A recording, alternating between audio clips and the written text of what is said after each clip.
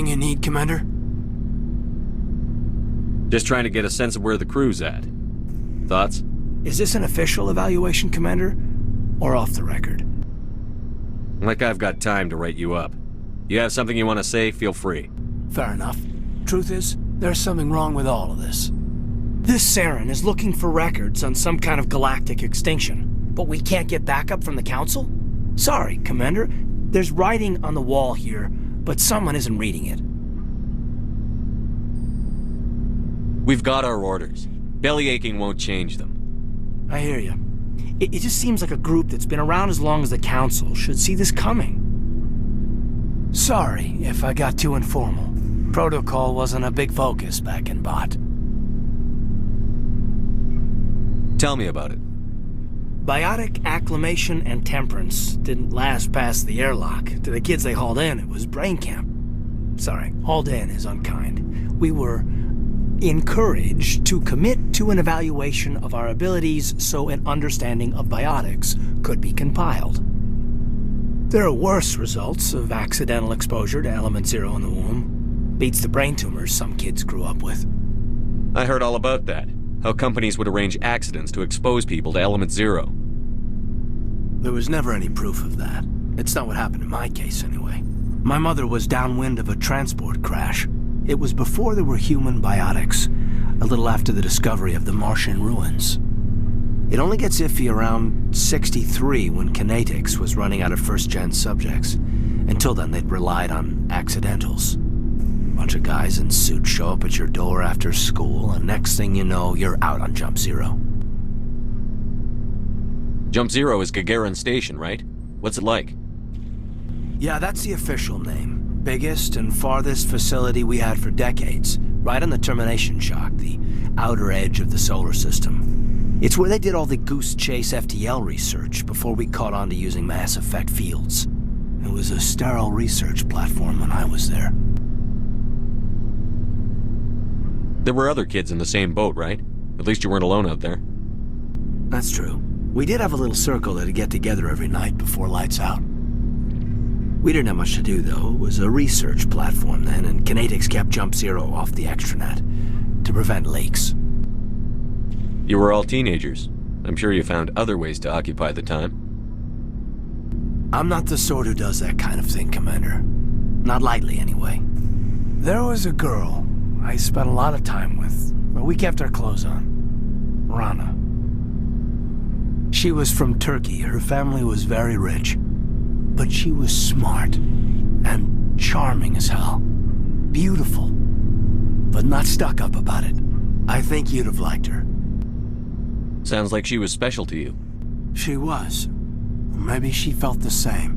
But things never felt together. Training, you know.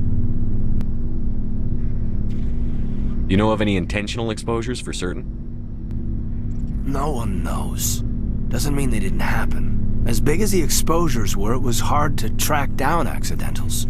It was different then. No one knew the potential, so there wasn't a lot of regulation. Anything Kinetics did was gold. I'm not saying they intentionally detonated drives over our outposts, but in retrospect, they were damn quick on the scene. Jump Zero is a long way from home. What was it like? The grand gateway to humanity looks a lot better in the vids. But that's my own baggage, Commander. No bearing on this. It's a big galaxy, Lieutenant. Who knows what will come in handy? If you say so, sir. Besides, I've got my past squared away.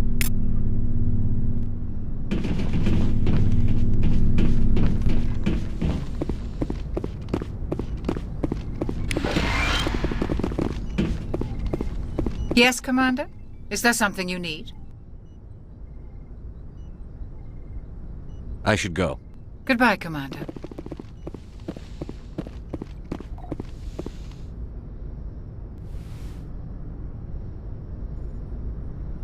Commander, are you coming to check up on me?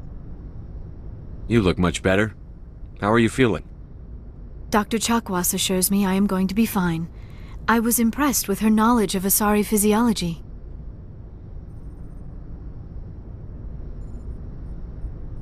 Alliance medical personnel take courses in alien biology, just in case. I never properly thanked you for saving me from the Geth, Commander. If you hadn't shown up, I'm just glad we got there in time. So am I. I know you took a chance bringing me aboard this ship. I have seen the way your crew looks at me. They do not trust me. But I am not like Benezia. I will do whatever I can to help you stop Saren. I promise. Promises are easy to make, but hard to keep. I do not begrudge you your suspicions. I just hope in time you will come to trust me. Do you know why Benezia joined up with Saren? I don't understand it. She was always outspoken about the need for the Asari to become more involved in shaping galactic events. Maybe she thought allying herself with Saren would somehow be for the greater good in the long run. At least I hope so. This hurts you, doesn't it? None of this makes any sense to me. I have not spoken to Benezia in many years, but I know her, and this was not like her. Something changed.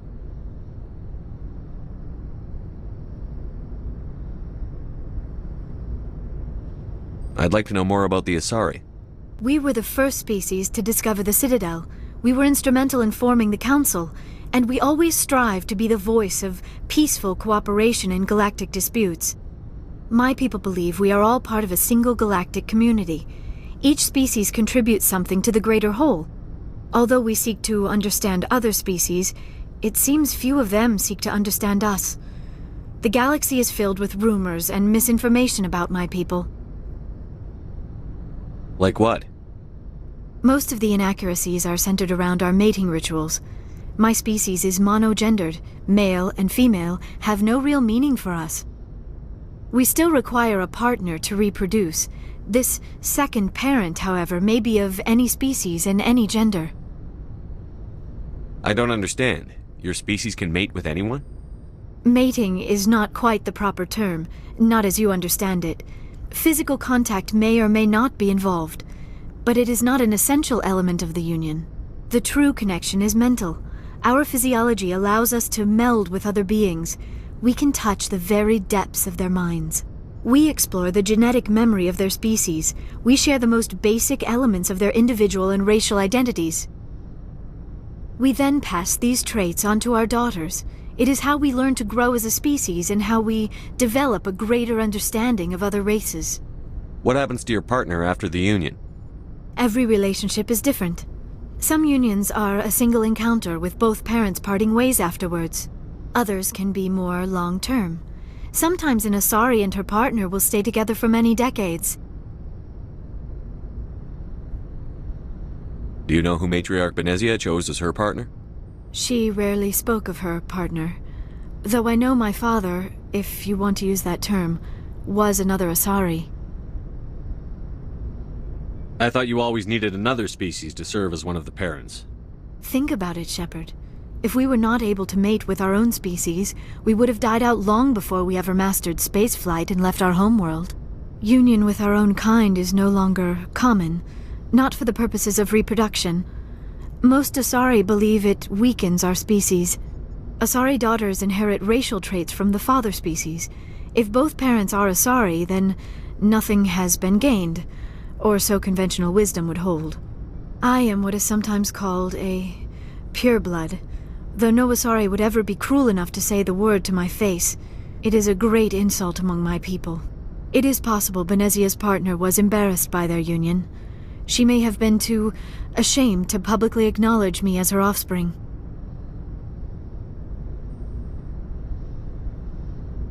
Why agree to the union if she didn't want any children? I cannot answer that.